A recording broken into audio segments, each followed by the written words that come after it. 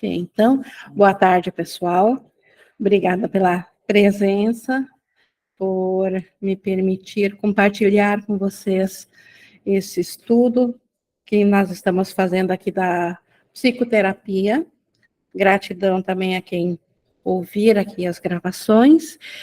E hoje nós estamos encerrando a segunda parte da psicoterapia, que fala do processo, de como que ela se procede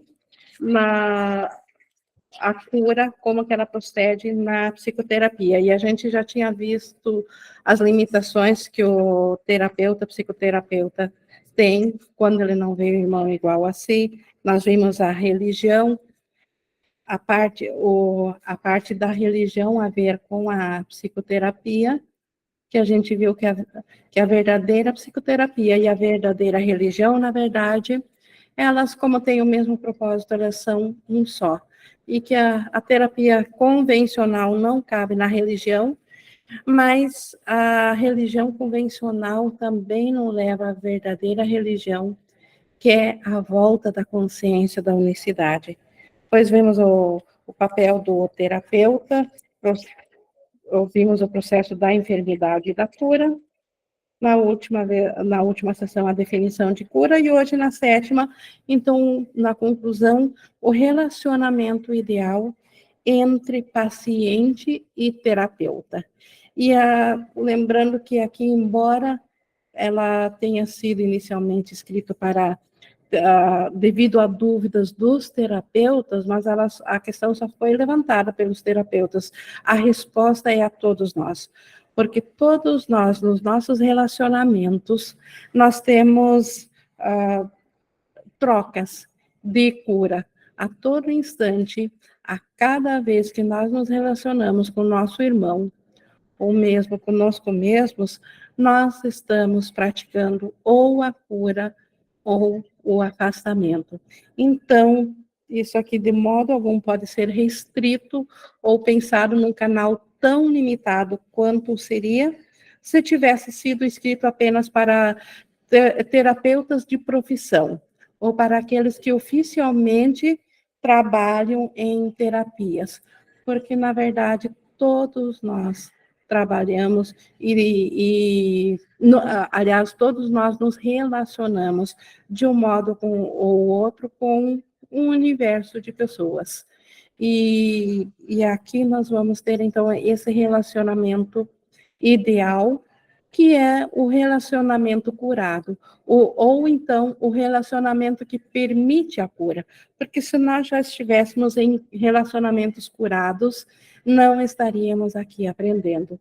Então, nós seríamos aquele que ensina. Como, de fato, quando finalmente na nossa mente não tiver mais nenhum medo ou nenhum obstáculo à presença do amor de Deus, nós vamos fazer parte dos que inspiram a cura àquelas mentalidades que ainda têm medo, que é o caso aqui, porque todos que vêm à Terra vêm por medo, vêm porque se identificaram, devido ao medo, se identificaram com uma consciência individual e há os obstáculos que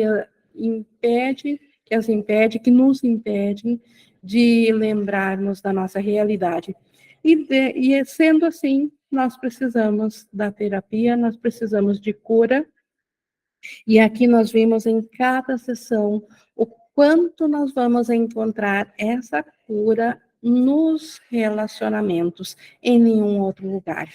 A cura da nossa mente não está em buscarmos diretamente a Deus, até mesmo porque tal busca seria o mesmo que confirmar a separação de Deus.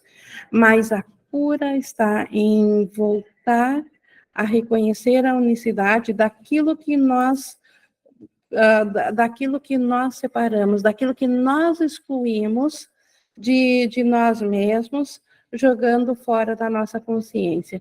E ao fazermos a fragmentação da mente, nós fizemos isso com todos os nossos irmãos, excluímos a consciência do nosso irmão, e agora passamos a ter relacionamentos entre uma e outra pessoa com esse irmão.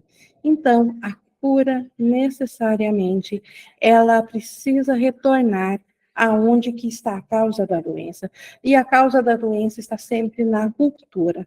Lembrando que doença no curso não é sinônimo dos sintomas apresentados no corpo físico e psicológico.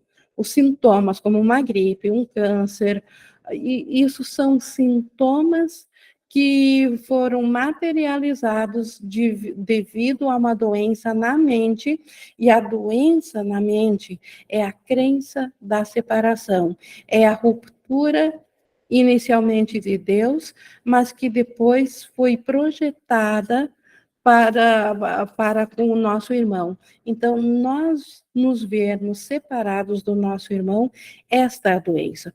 Os efeitos tomam milhares de formas diferentes, e pode-se diminuir os efeitos, pode-se aumentar os efeitos, mas não se pode curar totalmente os efeitos ou escapar totalmente dos efeitos sem curar a causa, sem curar a mente.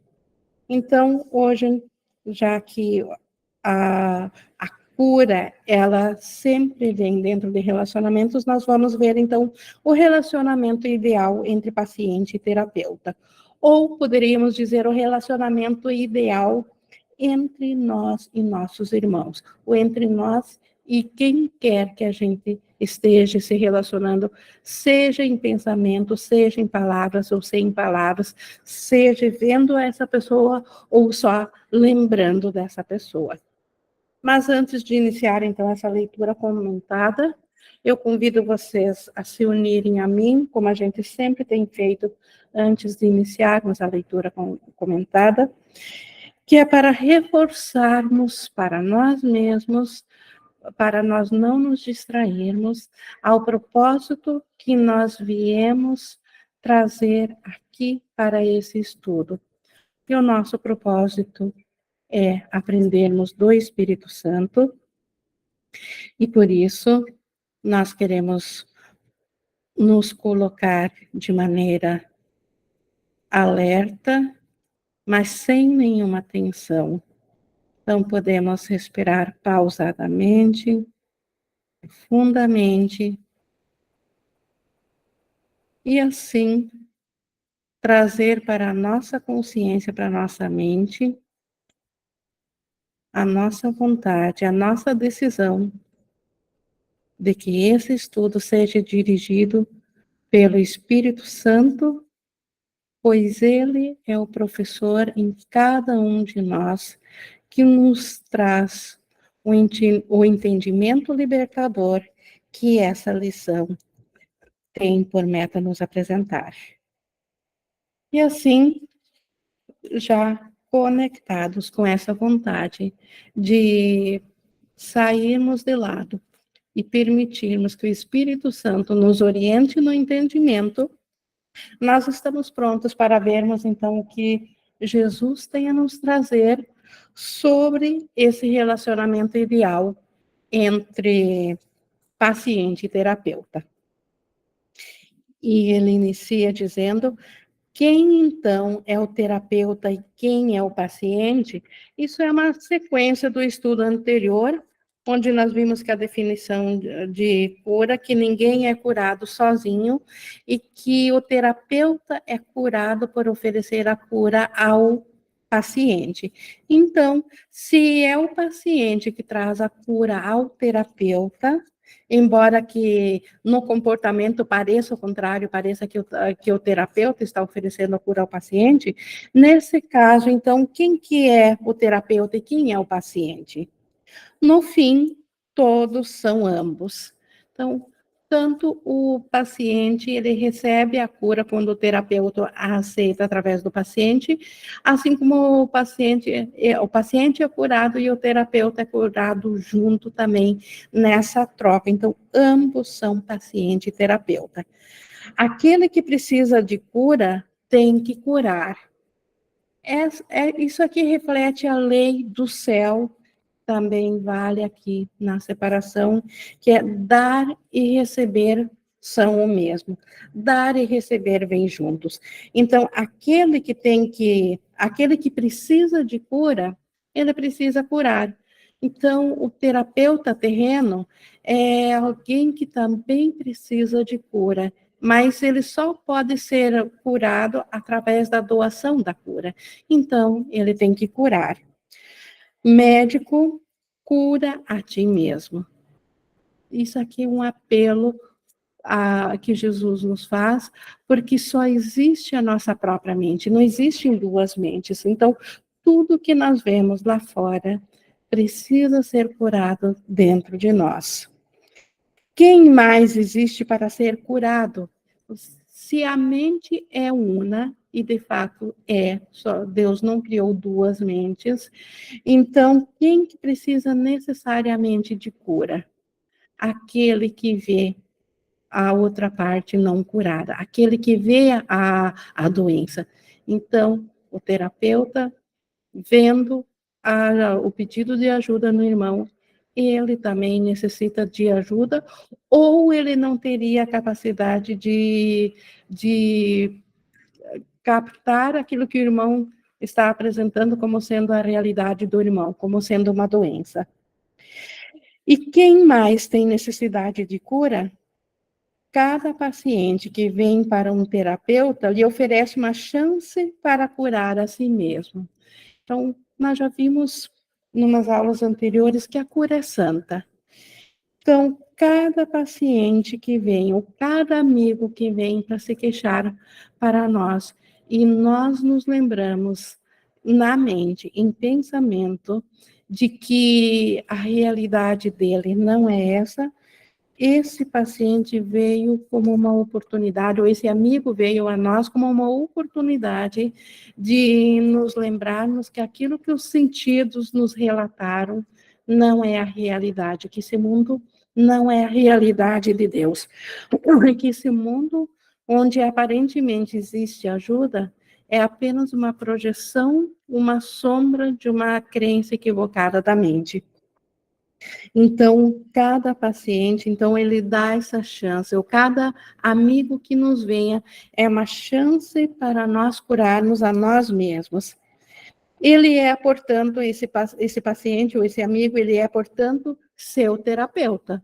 Então, se é o paciente que permite que o terapeuta lembre-se, em nome do paciente, que o que ele aparentemente acredita que o paciente não é a realidade dele, que a realidade dele ainda é o Cristo, então, se ele deu essa chance, na verdade, o paciente foi o terapeuta do terapeuta.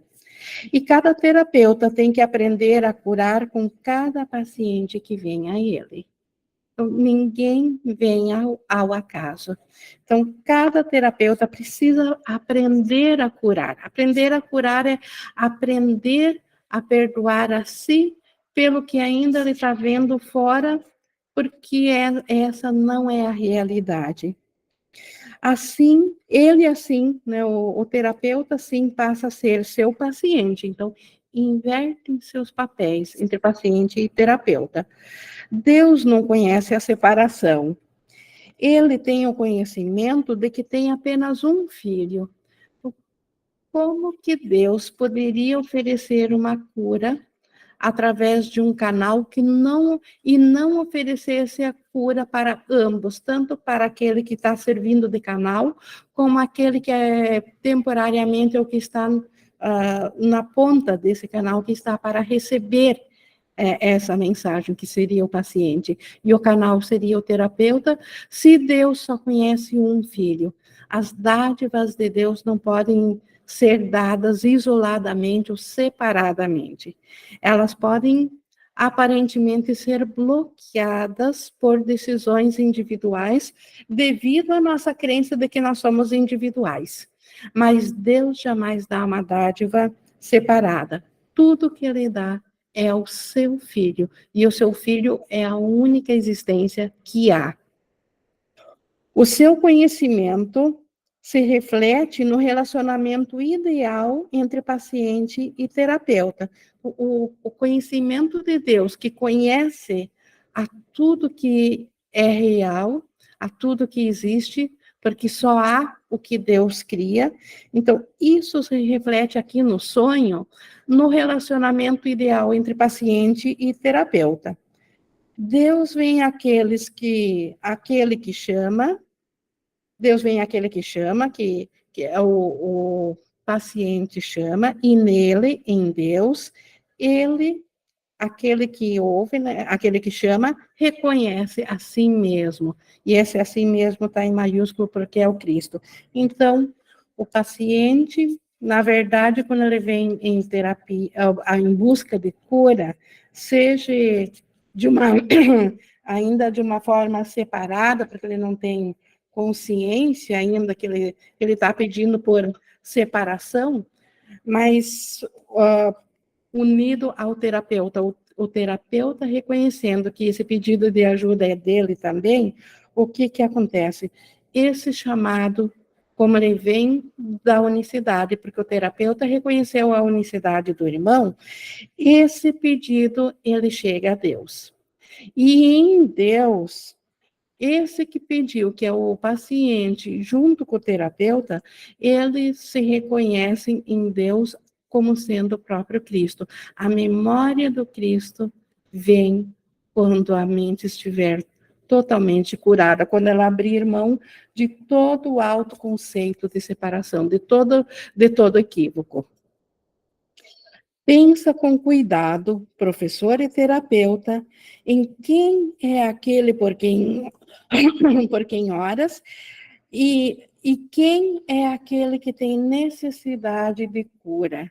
Então, pensa com cuidado significa não passa por cima da chance de você ser curado, não deixe passar isso, atente-se a isso. Quem é aquele por quem que nós estamos orando? Se não existe nada fora de nós mesmos, se nós somos a única unicidade. Então, quem é aquele por quem nós estamos orando? Se nós orarmos pelo irmão separadamente, como um separado de nós, que necessita de ajuda, a nossa oração ainda é por separação. E aí nós estamos limitando a cura. Não estamos permitindo que ela seja vista no irmão, e assim ela não pode ser também rebatida de volta em nós mesmos. E quem, então, é aquele que tem necessidade de cura? Então, de fato, se nós temos o nosso irmão como sendo aquele que tem a falta, então, é aquele que vê isso, é esse terapeuta que, de fato, precisa de ajuda, porque ele ainda está equivocado no que ele vê lá fora. Ele ainda acredita nos sintomas da sombra, ao invés de olhar para a mente e ver que, na verdade, o irmão, ele não é esse personagem do sonho.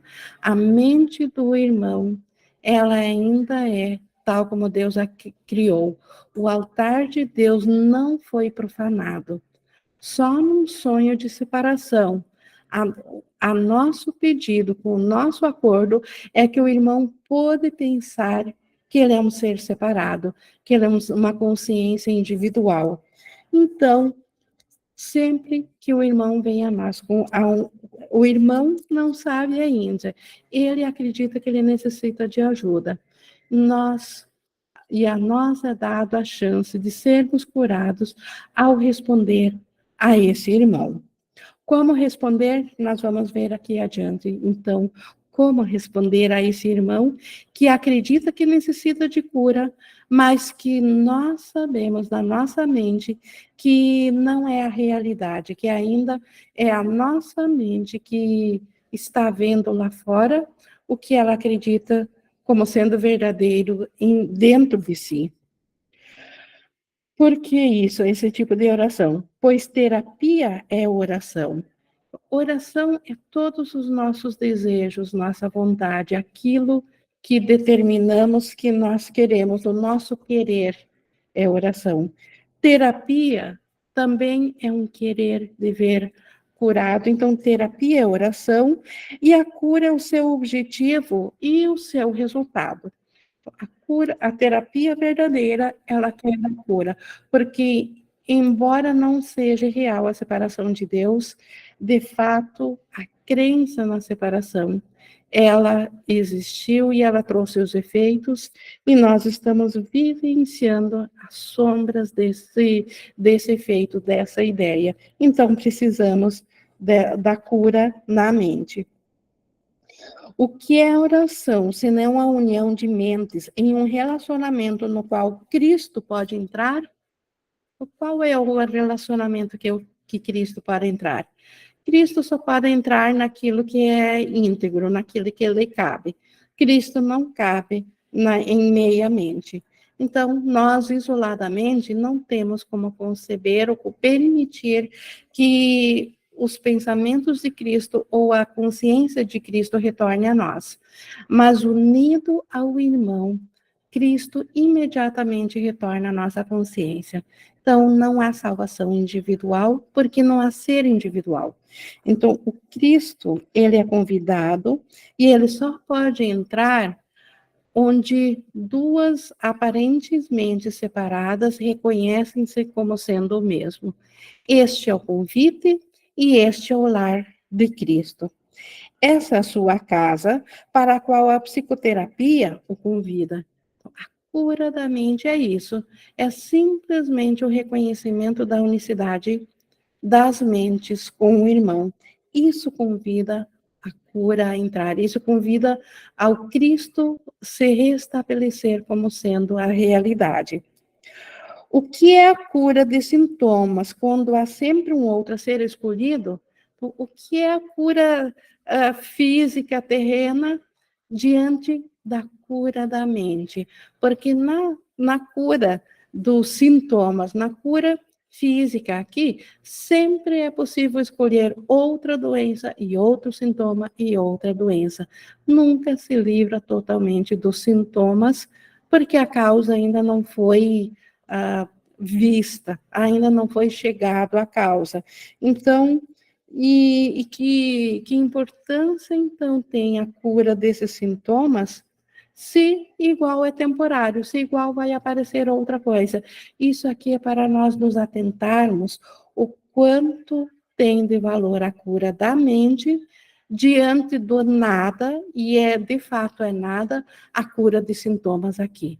A cura de estou com câncer e aparentemente depois da cura o corpo não apresenta mais aquela a célula maligna, mas se continua isolado, seu irmão, eu continuo tão doente quanto antes, apenas trocando um sonho de doença por um sonho de cura, mas isso não tem valor nenhum, porque a doença continua instalada. E por isso que a cura de sintomas não tem nenhum valor, se ela sempre pode ser escolhida, sempre pode aparecer de outra forma. Mas, uma vez que Cristo tenha entrado, que outra escolha existe, senão deixá-lo ficar? Então, aqui sim existe valor, aqui há um tesouro. Uma vez que Cristo foi convidado a entrar, uma vez que Cristo entrou na mente, que escolha tem se não deixá-lo ficar? Então, quem escolhe a doença novamente, uma vez que sentiu que fez parte do Cristo? A atração da doença perde totalmente o seu atrativo, o seu poder sobre nós. Então, uma vez que Cristo foi convidado a entrar, só existe ainda uma escolha a ser feita e que é feita, que é permanecer na mentalidade de Cristo. Não há necessidade de nada mais do que isso, pois isso é tudo. A cura está aqui e a felicidade e a paz. Esses são os sintomas do relacionamento ideal entre paciente e terapeuta, substituindo aqueles com os quais o paciente veio pedindo ajuda. Então, o relacionamento ideal entre paciente e terapeuta é independente da forma física, às vezes na forma física, para o paciente atender ainda, para o paciente não ter medo da presença de Cristo, ainda é necessário, de repente, oferecer-lhe meios físicos, mas sabe-se que a cura, isso são apenas magia temporária, para que o paciente não tenha medo da cura. Mas até isso, caso seja necessário ainda trazer ou não, a mente curada nos inspira. Então, o relacionamento ideal é sempre deixar o Cristo vir à mente, lembrar de quem é o irmão, que ele é o Filho Santo de Deus, o único Filho Santo de Deus, e nele eu também sou, junto com ele, o único Filho Santo de Deus. Esse reconhecimento é a forma ideal de se relacionar com quem quer que seja, com toda a fonte de vida.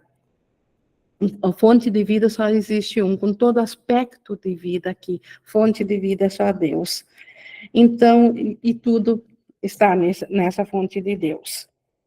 Então, aparentemente, o pedido do irmão de ajuda não tem nada a ver com o pedido de Cristo, e esse atendimento ao Cristo, isso é uma condição mental.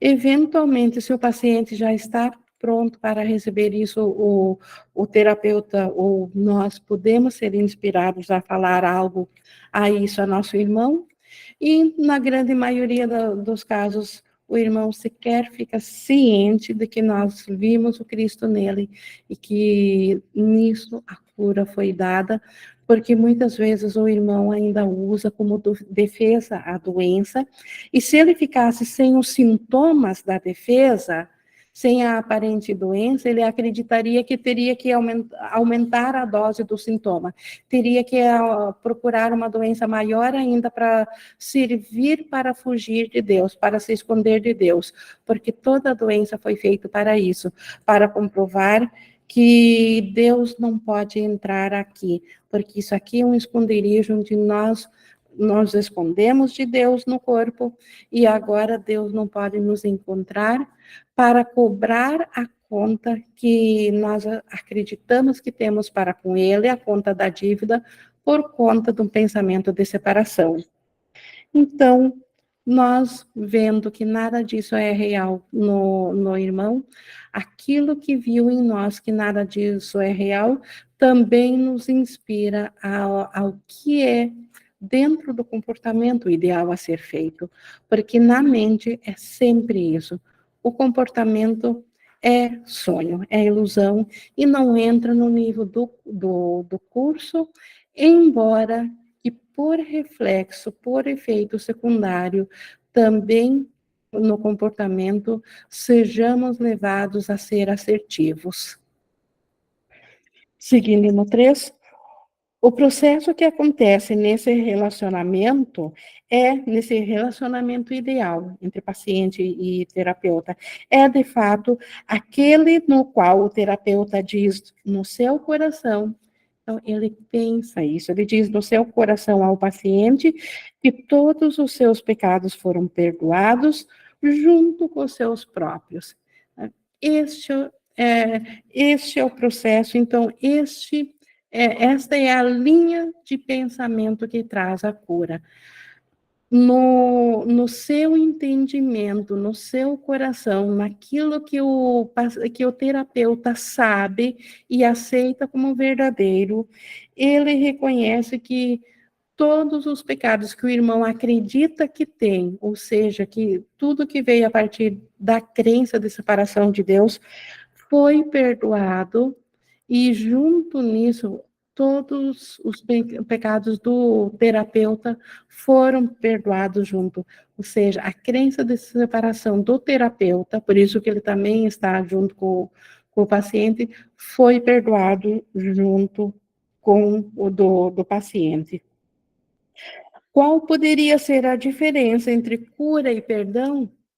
Então, aqui temos mais uma definição de cura. Então, cura não é acabar com os sintomas físicos. Isso pode nós não temos alcance para julgar, mas pode acontecer e pode não acontecer imediatamente. Mas a cura sempre acontece imediatamente. E a cura é sinônimo de perdão. Nós já vimos muito sobre o perdão verdadeiro no curso e nós podíamos trocar cada vez a palavra de perdão sobre cura, que seria a mesma coisa, porque o perdão faz a mesma coisa que a cura. E fazendo a mesma coisa, então ambos são o mesmo. Só Cristo perdoa, conhecendo a sua impecabilidade. Então, essa é a forma do perdão. O perdão não é tornar algo primeiro real para depois desfazer. Se tornou real, não tem mais como desfazer. Mas o Cristo, na visão de Cristo, é que tudo é perdoado, porque na visão de Cristo é que é visto a impecabilidade além do comportamental e dos pensamentos individuais, além da crença de separação. Se vê diante do princípio da expiação, e o princípio da expiação garante que a separação de Deus é impossível, então, diante desse fato, que a separação de Deus é impossível, então não houve pecado. Então, a realidade continua em total impecabilidade. Isso que o Cristo vê, e baseado nisso, em cima disso, tudo é perdoado. Todos os pensamentos equivocados que acreditam num mundo à parte de Deus, em seres separados, em ataques, defesas, tudo isso é perdoado diante dessa vista da impecabilidade. A sua visão cura a percepção e a doença desaparece. A visão de Cristo, ela percebe verdadeiramente. Ela percebe que aquilo que sonhou que estava separado de Deus, esse sonhador, ele ainda permanece totalmente em Deus. Nisso, aquilo que produziu a doença desaparece, sem causa não há efeito. Então, a sombra também desaparece, a doença é o que causa a sombra. A sombra são os efeitos físicos e psicológicos da doença. Curando a mente, não há mais sombra, porque a cura chegou. E também não retornará outra vez, pois a sua causa foi removida. Essa é a principal diferença também e característica da verdadeira cura da falsa cura. Na falsa cura, que se baseia em trabalhar os sintomas aqui, as sombras, quando se olha para a sombra e descobre-se que a causa dela é uma crença específica, porque ela tem esse formato, a sombra, e perdoa-se apenas e se perdoa essa causa específica, mas ainda não se alcançou o nível da unicidade e da totalidade, o que acontece? Remove-se temporariamente essa doença, ou esse efeito. Só que não dura por muito tempo. Então, a terapia que não é baseada no perdão total, ela tem um alcance limitado. Ela até funciona aqui dentro do mundo, mas limitadamente. Então, por isso que nós vimos aqui, retornando, então que a cura, quando feita pela cura verdadeira, que é na causa, na mente, ela não retorna para trazer, para voltar de novo a trazer efeitos. Isso, no entanto, precisa da ajuda de um terapeuta muito avançado, capaz de se unir com o paciente em um relacionamento santo, no qual todo o senso de separação é finalmente vencido. Então, este é o estágio mais alto, mais avançado do terapeuta, onde ele próprio alcança a consciência do Cristo de volta a si, porque ele vê a unicidade total dele com o irmão, e assim ele já não acredita mais na separação entre dois indivíduos. Ele não acredita mais nele como terapeuta, um ser separado. Ele vê-se junto com o irmão como sendo Cristo. Então, essa é a meta de todo terapeuta, e todo paciente também se torna terapeuta, e é isso que nós chamamos aqui do despertar da mente. Então, alcançar o estágio mais avançado, onde tudo todo relacionamento se torna santo. Todo relacionamento, simplesmente por estar presente, esse relacionamento já é curado. Assim como Jesus o é conosco, e nós apenas estamos aprendendo a aceitar isso que já nos foi dado. Essa cura total por um paciente, por um terapeuta totalmente avançado e curado, que não tem mais nenhuma identificação pessoal, ela já aconteceu. E muitos fracionamentos já se uniram a ele, são parte dele. E é nossa meta também chegarmos a isso, nós virmos a ser um com Cristo de novo em consciência, como Jesus o fez. Então, nós só precisamos aceitar o que já nos foi feito. Para isso, então, para chegar a esse estágio de terapeuta avançado, para isso, uma coisa, e só uma é necessária: que o terapeuta não se confunda de forma alguma com Deus. Muitos terapeutas do mundo, ao sentirem que há poder dentro deles, caem na tentação de confundirem-se com o próprio Deus, ou por compreenderem algo intelectualmente de unicidade, podem cair na tentação de acreditarem que eles são Deus. Mas enquanto há necessidade, enquanto é o mundo o que precisa de cura, não há como o terapeuta ser o próprio Deus. O terapeuta é aquele que também precisa da cura. Por isso que ele diz, para chegar ao estágio de estar totalmente curado, é necessário, e só isso é necessário, que não nos confundamos, não pensemos que esse ser que está aprendendo a ser curado é Deus, ou é a criação de Deus. Todos os curadores não curados fazem essa confusão fundamental de uma forma ou de outra, porque não podem deixar de considerar a si mesmos como seres autocriados, ao invés de criados por Deus. Então, todos curadores não curados, todos que aqui ainda perambulam no sonho da individualidade ou num sonho de mundo separado, eles ainda, de um modo ou de outro, de algum nível, se confundem como sendo Deus, porque acreditam que isso que eles são aqui ainda é a realidade deles. Mas essa realidade foi autocriada. Então, se foi autocriada e a criação é de Deus, podem confundir-se achando que são Deus. E essa confusão é muito comum acontecer.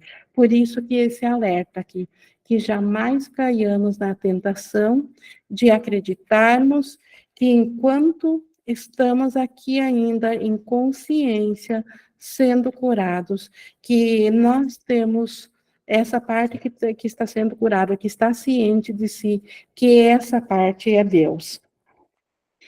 Essa confusão está raramente ou nunca na consciência. O curador não curado passaria instantaneamente a ser um professor de Deus, devotando a sua vida à função da verdadeira cura. Então, o professor de Deus que está ciente que isso com o qual ele está lidando aqui não é a sua realidade, é um pensamento da crença de separação que deu essa ideia de vida aqui. Quando ele está ciente disso e que ele está agindo com esse ser e que essa percepção não é ele, e, portanto, ele não a confunde com Deus, ele passa a ser imediatamente um professor de Deus, voltando-se à função da cura verdadeira, como todos os iluminados passam a fazer no momento que deslocam a consciência deles do curador não curado para o curador curado. No momento que há esse deslocamento de consciência, eles passam a ser professor de Deus. E antes disso, raramente ou nunca está na consciência. Então, isso é inconsciente, essa ideia de nós nos confundirmos com o próprio Deus, ou acharmos por sermos o canal de Deus, que esse canal é o ser que Deus criou. Esse canal não é, na realidade de Deus, nós não somos sequer esse canal. Ele apenas tem ainda serventia aqui, porque existe sim, na nossa mente, um pensamento que precisa voltar a estar ciente de si mesmo.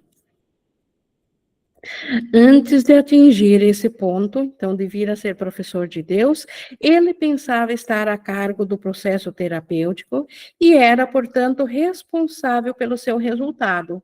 Então, todo curador não curado, ele acha que ele é responsável pela cura do seu paciente. Ele acha que ele é responsável pelo processo terapêutico, e ele tem participação na cura do irmão.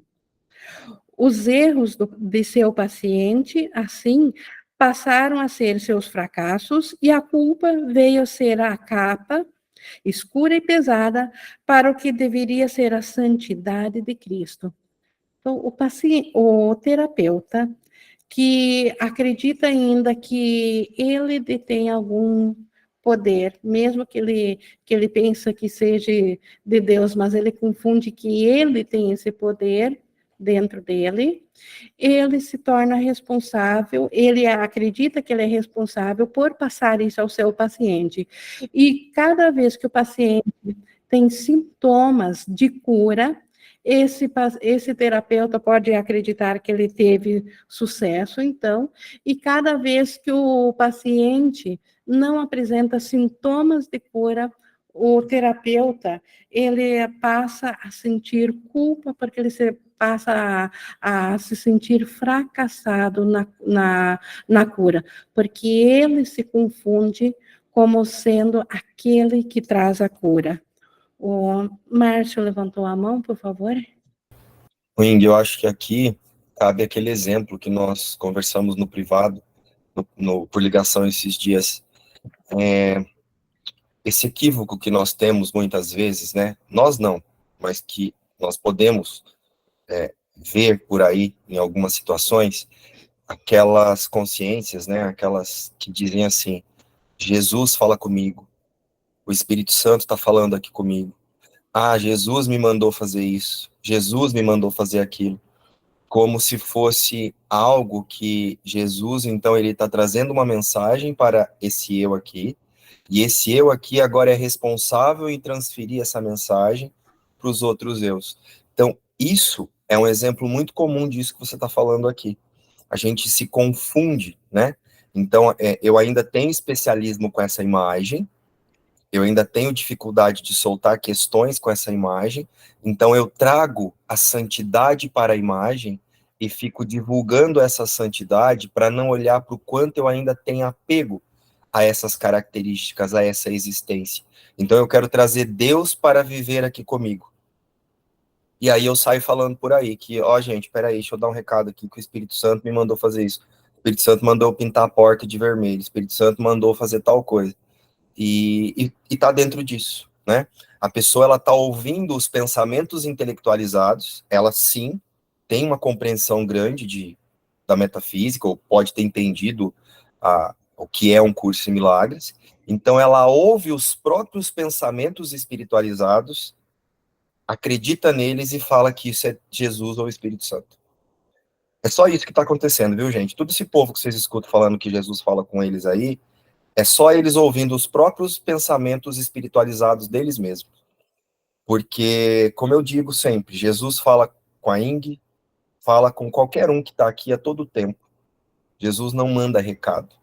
Jesus, o Espírito Santo, é uma mentalidade que todos podem acessar quando retiram os bloqueios, né? Então, sim, todos nós podemos ouvir a Deus através do Espírito Santo. É impossível que ele escolha um ou outro para falar. Isso jamais aconteceria. Porque daí, se isso acontecesse, se isso fosse possível, a separação também teria que ser possível. O Espírito Santo teria que ver individualidades. Deixa eu dar o recado primeiro para a Ingrid, porque ela é mais especial do que a Iverde. Deixa eu dar o recado primeiro para a Cris, porque ela é mais especial do que a Luana. E o Espírito Santo não vê isso. É isso, né, Ingrid?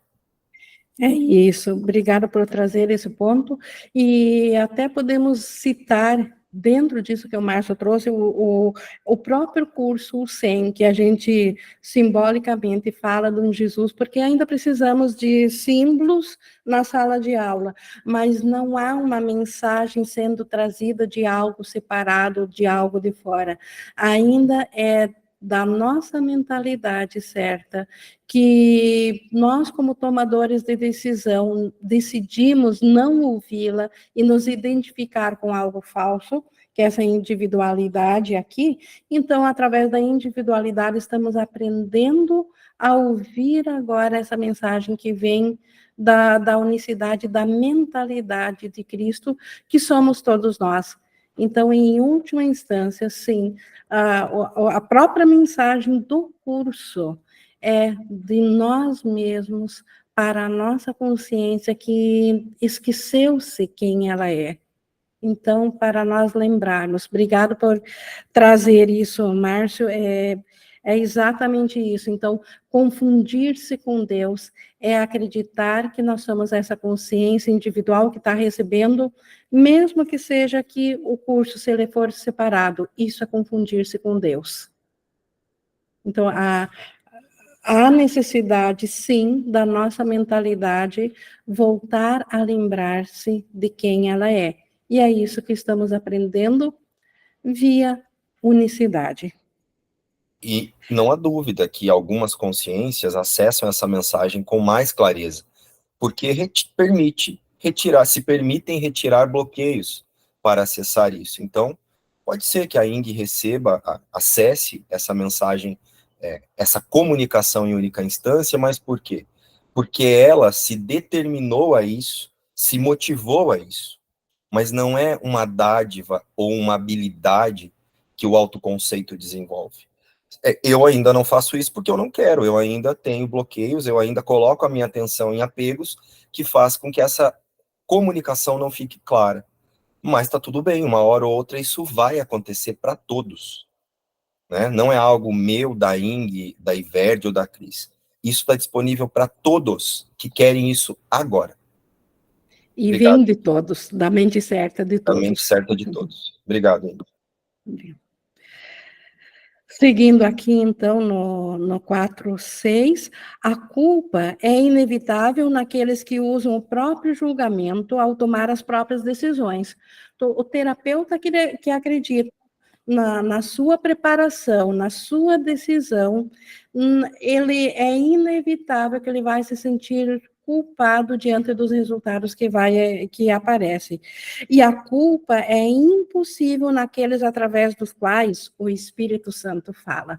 Ou seja, a nossa mentalidade certa fala, através daqueles que a mentalidade certa fala, é impossível sentirem-se culpados, porque não há culpa na cura.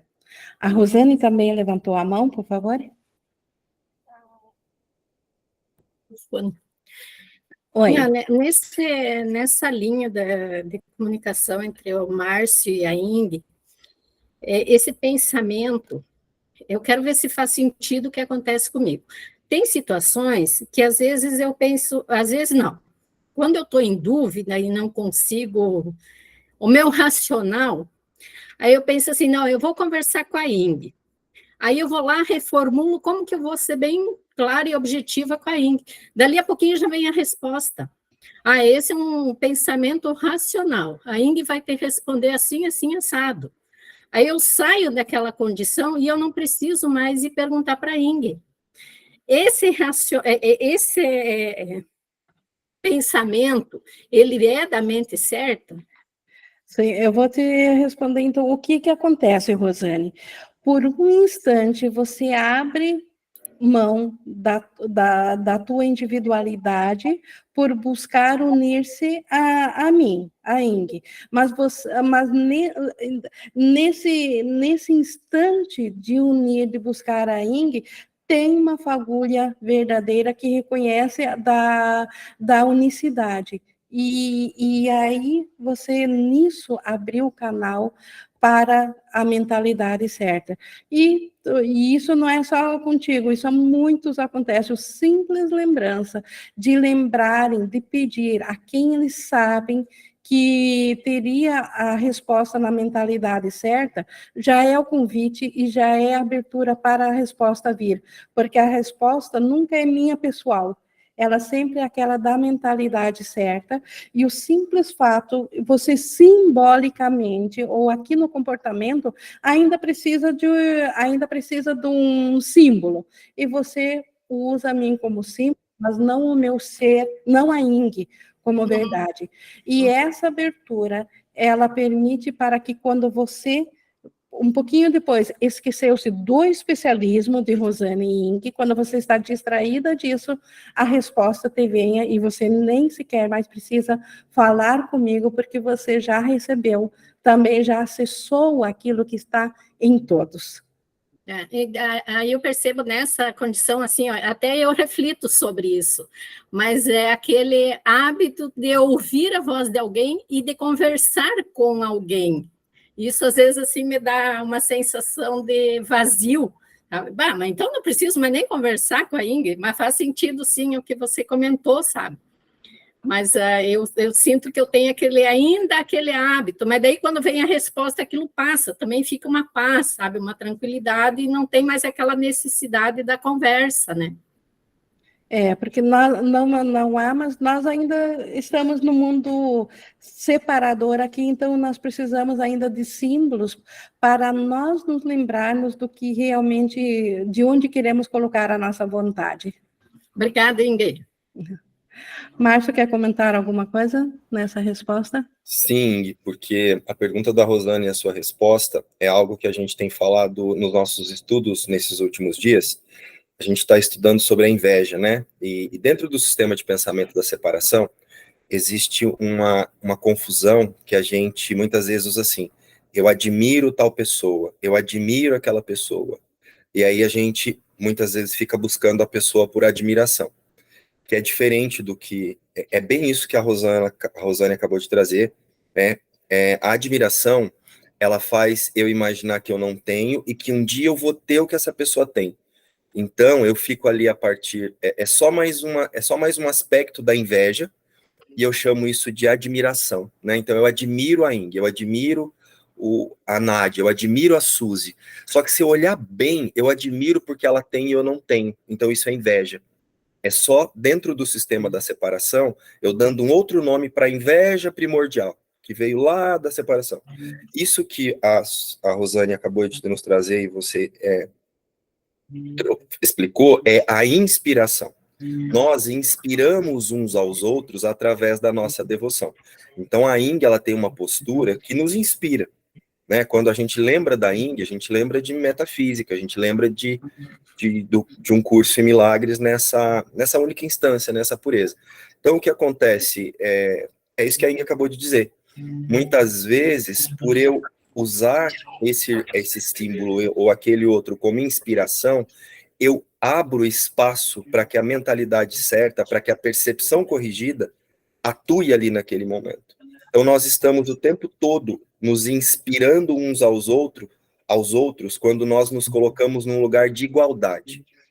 Mas quando nós nos colocamos num lugar, um está lá na frente, o outro está lá atrás, isso é separação. Então, seja lá o nome que a gente quer dar aqui dentro da forma, isso vem da inveja do ego, da inveja do sistema de pensamento da separação. Então, é muito legal em você ter explicado isso, porque a inspiração ela não acontece para o Márcio, para a Ing, também é outra coisa que não acontece separado, né? Inspiração é a inspiração vem do Espírito Santo. E o Espírito Santo, ele é para todos e está disponível para todos. Então, isso que a Inga acabou de explicar é muito interessante. Isso que a Rosane também trouxe de exemplo é exatamente a inspiração acontecendo. Vou conversar com a Inga, porque baseado na devoção dela, eu vou obter aqui um ajuste aqui para eu tomar uma decisão na mente. Só que aí nem precisa, porque o Espírito Santo completa o caminho pela inspiração. Fez sentido, Inga? Total. E por isso que a salvação é um trabalho em colaboração. Nós nos inspiramos e isso faz parte também da cura, esse reconhecimento da unicidade. Obrigada por também clarear mais ainda, Márcio, o que eu tentei passar. Obrigada. Mas seguindo, então, obrigada, Rosane, também seguindo aqui no 5, fazer passar a culpa é o objetivo verdadeiro da terapia e o objetivo óbvio do perdão. Porque o que nos afasta da consciência de quem nós somos é a culpa. Não havendo culpa na mente, a mente está livre para lembrar de quem ela é. Então, fazer passar a culpa é o objetivo óbvio. Nisso, a sua unicidade pode ser vista claramente. Então, o perdão, ele tem esse objetivo de passar a culpa, então ele e a terapia têm a mesma função, a mesma unicidade. Ainda assim, quem poderia vivenciar o fim da culpa sentindo-se responsável pelo seu irmão no papel de seu guia? Então, se fosse verdade que dependesse de mim como terapeuta, o avanço, o retrocesso, o fracasso, ou a aparente cura do irmão, se eu fosse responsável por isso, como que eu poderia ficar sem culpa diante da situação do irmão? Tal função pressupõe, então, e ele diz aqui, quem pode se sentir responsável pelo irmão? Tal função pressupõe um conhecimento que ninguém aqui pode ter. Uma certeza em relação ao passado, ao presente e ao futuro, e a todos os efeitos que possam neles ocorrer. Só a partir desse ponto de vista onisciente, tal função seria possível. Então, quem aqui, em sã consciência, pode dizer que tem o alcance de saber todas as derivações que viriam de determinada decisão?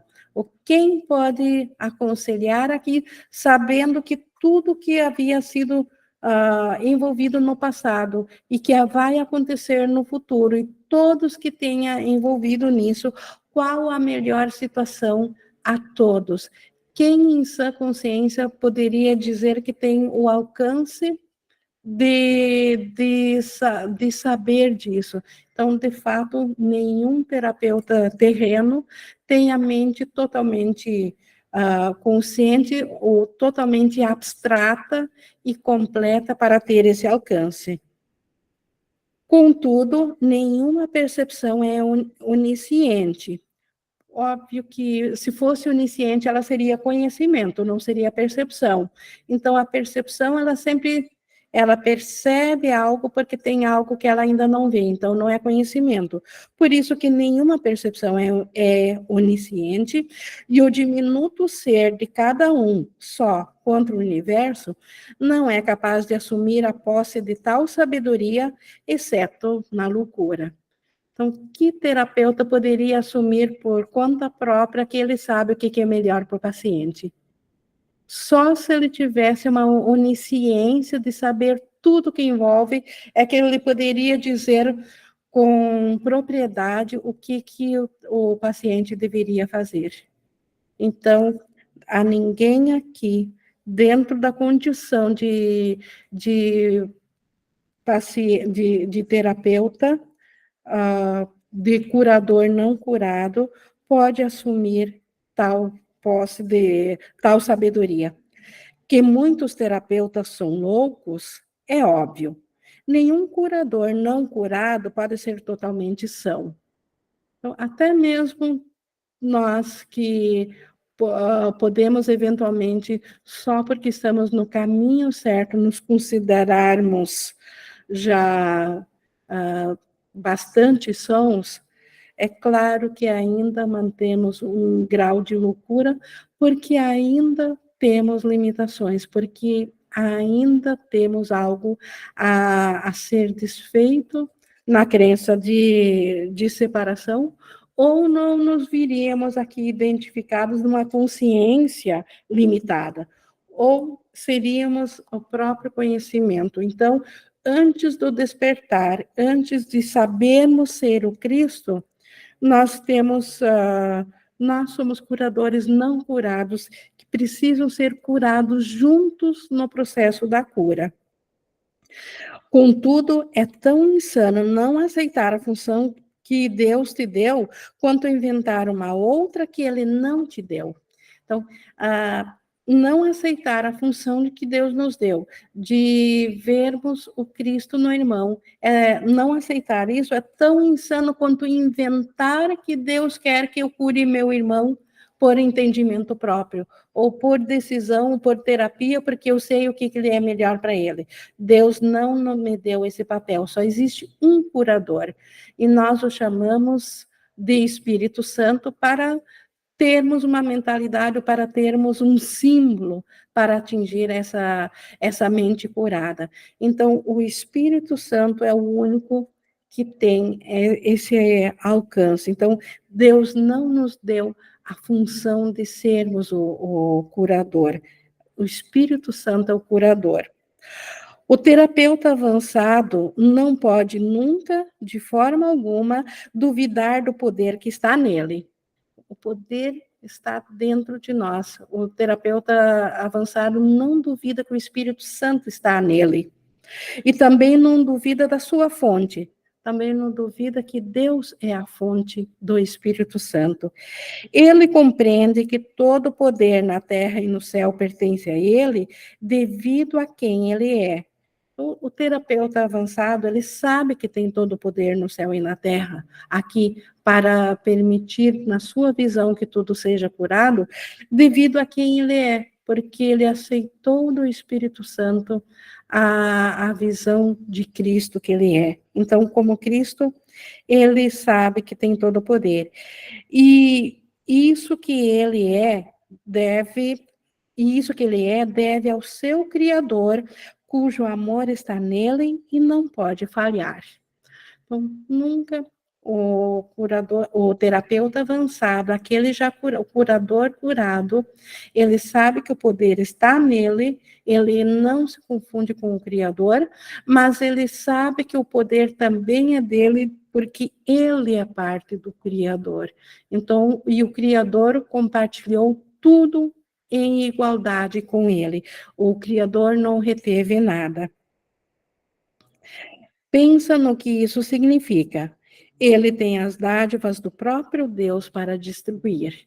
O terapeuta avançado tem as dádivas do próprio Deus para distribuir. Os seus pacientes são os santos de Deus que invocam a sua santidade para fazer com que pertença a eles. Então, os pacientes de um terapeuta avançado, o terapeuta avançado sabe que esse paciente é o santo de Deus, é o Cristo, mas embora que esse paciente, ele ainda invoque a santidade porque ele esqueceu-se que ele é a santidade. Ele identificou-se com algo que ele não é. E nesse esquecimento, ele vem com pedido de ajuda para lembrar de quem ele é, que o terapeuta avançado vê por ele em primeiro, quem que ele é. E ele, sabendo que é o Cristo, oferece as dádivas de Deus. E à medida que ele a dá, eles contemplam a face resplandecente de Cristo, que retorna o olhar para eles, que eles lhe dão. Então, através da visão que o terapeuta avançado tem do paciente, de ver o Cristo nele, nisso ele dá a dádiva de Deus de cura, e o próprio paciente passa a contemplar com a face resplandecente o Cristo, passa a também a ter a possibilidade de ver o Cristo, ser assim o escolher. Os insanos, pensando que são Deus, não têm medo de oferecer a fraqueza ao Filho de Deus. Então, os insanos, os terapeutas não curados, pensando que são Deus, pensando que eles sabem que terapia que devem oferecer, eles não têm medo de oferecer a fraqueza, porque eles dão a crença de que sim, esse paciente precisa de cura, então ele está dando fraqueza, e não o Cristo. Não há não necessidade de cura ao paciente. Então, ele oferece a fraqueza ao Filho de Deus, ao Cristo. Mas o que vem nele, por causa disso, de fato, os atemoriza. Então, o paciente, os insanos, eles passam a temer aquilo que eles veem no paciente, porque eles ofereceram fraqueza. E aí eles passam a ter medo também do que eles veem no paciente, disso vir a eles.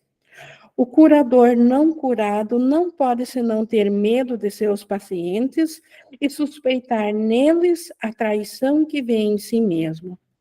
O terapeuta não curado, ele tem medo da insanidade, inconscientemente ele tem medo da insanidade do seu paciente, então ele odeia o seu paciente, porque ele desconfia que aquilo que o paciente é, ele também é.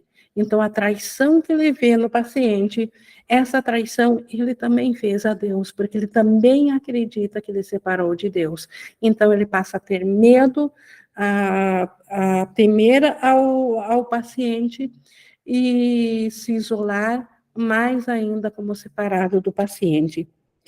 Ele tenta curar e algumas vezes pode conseguir, mas não terá sucesso, exceto em certa medida e por pouco tempo.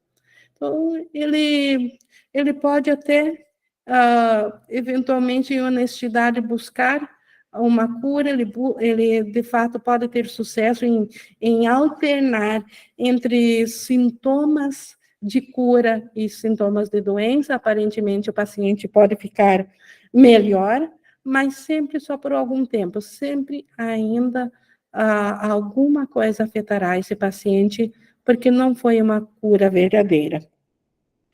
Ele não vê Cristo naquele que chama. O terapeuta não curado, ele vê a doença naquele que chama, e não a Cristo. Ele não vê a inocência. Ele dá a realidade à doença, ao equívoco que o próprio irmão acredita, mas não na realidade do irmão. Que resposta pode dar àquele que parece ser um estranho, alheio à verdade e pobre em sabedoria, sem o Deus que tem que lhe ser dado? Então, que resposta que um terapeuta, sim, que não está curado, que não vê ao Cristo, que resposta que ele pode dar a esse paciente que já está enganado em si mesmo por acreditar que é um paciente e vem em busca de ajuda? Se o próprio paciente vê o Deus da doença nisso, o Deus da separação, e não o Deus da vida, o Deus da fonte criadora. Contempla o teu Deus nele, pois o que vês será a tua resposta. Então, contempla o Deus da vida no irmão. E o que nós veremos nessa contemplação é a resposta a toda doença, a todo pensamento de doença. Pensa no que a união de dois irmãos realmente significa. E depois esquece o mundo e todos os seus pequenos triunfos e seus sonhos de morte. Como a Rosane há pouco falou na sua questão, ela meramente está apelando para a união de duas mentes. O que isso de fato significa? A união de duas mentes significa a restauração do Cristo na mente. Significa restaurar Deus em seu templo, que é a nossa mente, que foi criada para servir de templo de comunicação de Deus e sua criação. Aqueles que são o mesmo são um só, e nada agora pode ser lembrado do mundo da culpa. Então, tendo a consciência de ser um só, como que poderia ainda lembrar de algo do mundo da culpa? Como que poderia vir algo do sonho para a consciência daquele que lembrou-se que é um só? A sala passa a ser um templo e a rua um riacho de estrelas que passa de leve por cima de todos os sonhos doentios.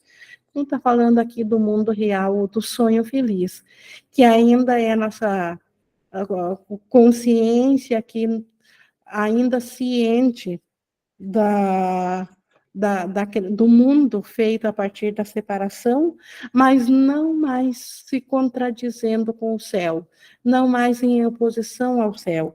E aí a sala, o lugar, o quarto, o lugar de trabalho, seja onde for que a gente esteja, qualquer lugar passa a ser o templo da mente, que é onde Deus e seu Filho se comunicam, e a rua, então, os lugares externos, um riacho, um céu lindo de estrelas. A cura está realizada, pois o que é perfeito não precisa de cura. E o que resta para ser perdoado, onde não há nenhum pecado, então, no sonho feliz, no mundo real, no sonho feliz, não há mais nada a ser perdoado, portanto, não há mais nenhum pecado, portanto, não resta mais nada a ser curado, não resta mais nada a ser perdoado. Ser grato, terapeuta, por poderes ver coisas tais como essas, se apenas compreenderes o teu papel corretamente. Então, isso que foi simbolicamente, aqui metaforicamente descrito, isso tudo é para nós alcançarmos essa visão, se nós apenas compreendermos nosso papel de terapeutas corretamente. Mas se falhares nisso, terás negado que Deus te criou, e assim não saberás que tu és seu filho. Se nós falharmos de ver a santidade através do irmão, nós com isso estaremos negando que Deus nos criou. Nós teremos esse ser autocriado e não o Cristo, não o ser criado por Deus. Quem é o teu irmão agora? Então, se nós deixamos de ser o Filho Santo de Deus nessa condição, quem é o nosso irmão? Que santo pode vir para levar-te para casa com ele? Então, quem pode interferir para nos levar para casa se eu não me reconheço como o Cristo, o irmão sendo o Cristo? Quem poderia interferir? Que santo poderia ser mais poderoso do que o meu desejo de ser separado do irmão, de não ser o filho de Deus? Tu perdeste o caminho. Em tal condição, nós perdemos o caminho. E podes agora esperar ver nele uma resposta que te recusaste a dar? Então, se eu me recusei a ver o Cristo no irmão, como que eu poderia ver o Cristo agora? Que resposta que eu posso, como terapeuta, dar ao meu irmão, se eu perdi o papel de quem é o irmão? Se eu perdi a consciência disso? Cura e fica curado. Isso é a única coisa que há aqui. Então, percebendo-se separado, é essa mentalidade separada que necessita de cura. Então, cura e fica também curado. Não há nenhuma outra escolha em relação à estrada que possa conduzir à paz. Então, não há nenhuma outra escolha. A nós aceitarmos a cura a cada vez que acreditamos que somos separados do irmão, ou a nós vermos a falta no irmão. Nós até podemos identificar que o irmão acredita que ele esteja em falta, mas nós temos que saber que essa falta não é verdadeira, apenas o irmão está equivocado. Assim como Jesus sabe que nós ainda precisamos de saber da nossa real identidade como Cristo, e por isso ele nos ajuda. Não porque nós não sejamos o Cristo, ele sabe que nós somos o Cristo. Mas já que nós pensamos que não somos, então ele nos ajuda. Assim também com o irmão. E por isso que cada vez que nós não nos vermos como Cristo, ou como o irmão sendo Cristo, nós perdemos o caminho e é nós que precisamos da cura. E não há outro modo de chegar à paz, somente através da cura. O último apelo. Deixa o teu paciente entrar, pois ele veio a ti da parte de Deus. Todo aquele que vem em pedido de ajuda a nós, vem por parte de Deus, porque Ele traz a lembrança do Cristo a nós. Então, que não recusemos a nenhum irmão. Não é a sua santidade suficiente para acordar em ti a memória dele, a memória de Deus. Não é a santidade do irmão suficiente para nos acordar para a memória de Deus. Não é o Cristo suficiente para isso. Então, esta é a verdadeira cura. Este é o relacionamento ideal entre paciente e terapeuta, onde o terapeuta se permite ser curado através da dádiva do paciente, que é lhe trazer a visão de Cristo. E nisso, o paciente se torna terapeuta, e o terapeuta é curado juntos, como um só. Então, isso nós tínhamos aqui para finalizar o processo da psicoterapia. E nós vamos, nas próximas aulas, então, ver um aspecto prático ainda para a função terapêutica, mas que podemos adaptar também muitos ensinamentos para o nosso cotidiano, para o nosso dia a dia.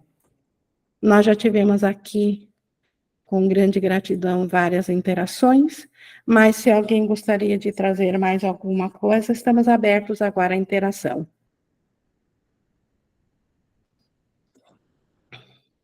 Mais alguém gostaria de trazer algo? O Tiago, por favor. Ô, Ingrid, sua câmera tá fechada? Não. Só um momento. Eu acho que eu passei aqui o mouse, só um momento, eu vou abri-la. Obrigada por lembrar o que está dizendo aqui, tentar novamente. Bom, ela fechou agora por último, Tiago? Faz um tempinho já. Porque não estou conseguindo abrir, ela fechou e é o sistema, mas como nós estamos no fim, então eu teria que ir nas configurações, eu vou deixar, então, concluir com ela fechada. Eu não tinha visto. Só uma coisa que eu estava sentindo Sim. aqui, que porque parece assim, né, que tem alguém que está sendo curado, né, mas a cura é a ausência de um alguém, né, então, todo momento em que realmente há uma cura, a cura é total, né, porque aquele que está percebendo a cura, está percebendo a unidade, então a culpa não existe, então não existe uma culpa que tem que ser curada, né, no momento que você percebe que nesse instante você já é essa consciência pura, você já está instantaneamente curado, não tem cura, não precisa curar, né? E aí o outro, exatamente da mesma maneira, está nessa unidade, né? Então, que dá a impressão que é um processo que tem alguém que está aos pouquinhos sendo curado, né? Mas na realidade, todo instante que você consegue se entender como consciência pura, a esse instante não existe culpa nenhuma e não tem nada para ser curado, né? Aí naquele momento seguinte você se confunde, aí você só tem que lembrar que não precisa curar nada, tipo assim, não tem ninguém que tá curando, né? E nem sendo curado, né? Na verdade. Acho que esse é um ponto que eu estava sentindo aqui de compartilhar, porque às vezes lendo o texto a gente tem a impressão que tem um eu que está passando por um processo de ser curado, né? Mas é o eu justamente que é o problema, né? Que não precisa, não tem isso, né? Não tem processo acontecendo, né? É só o próprio se dar conta e conseguir se estabilizar nisso, né?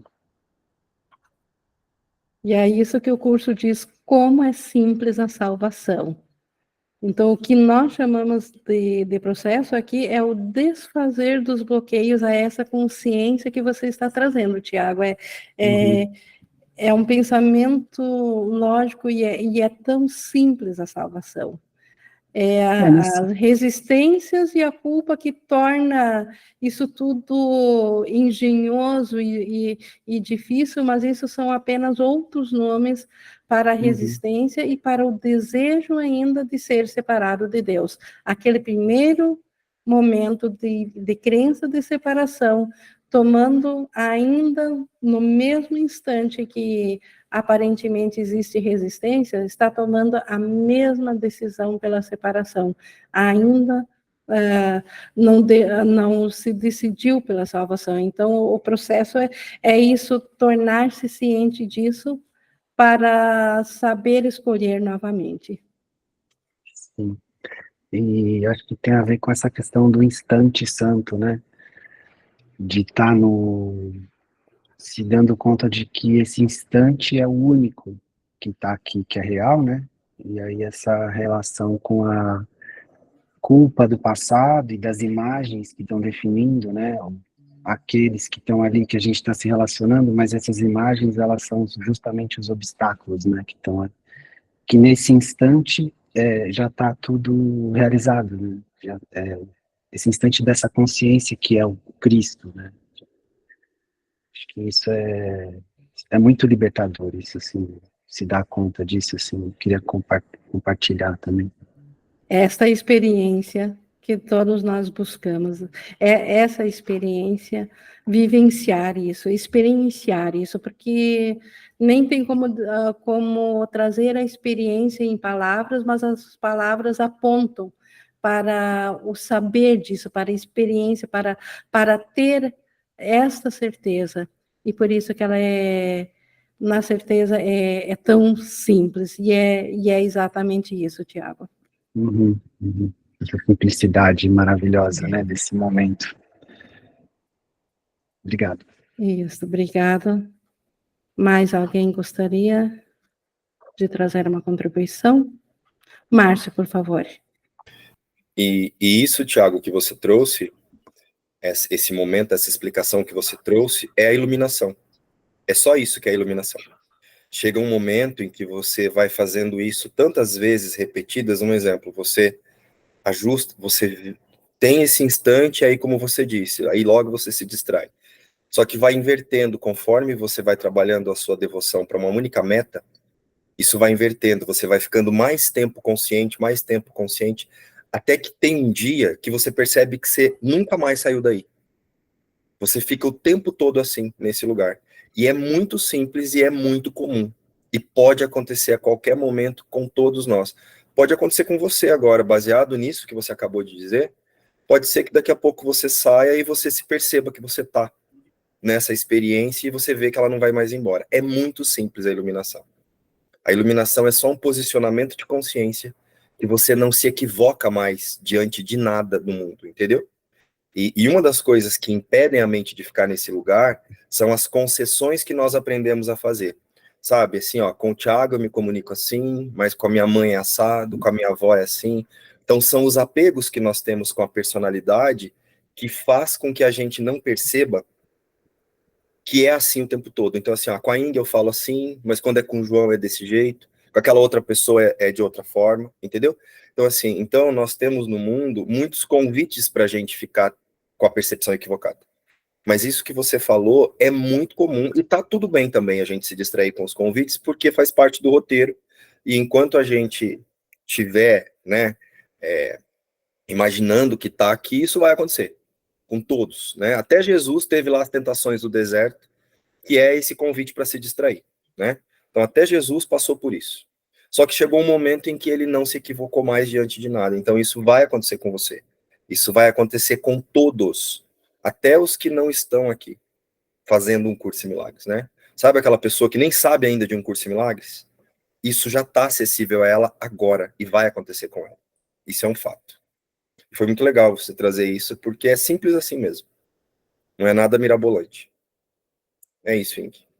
Endosso o mesmo, endosso isso também, exatamente isso. Obrigado por trazer isso aqui para nós concluirmos aqui sobre a psicoterapia, e Eu que isso traz um agradeço aí. resultado da mente curada. Obrigado pelas leituras e pelos comentários aí. Pessoal, mais alguém gostaria de trazer um comentário? Não? Bom, eu vou encerrando aqui a gravação. Gratidão a Deus por nos termos criado a sua imagem e semelhança.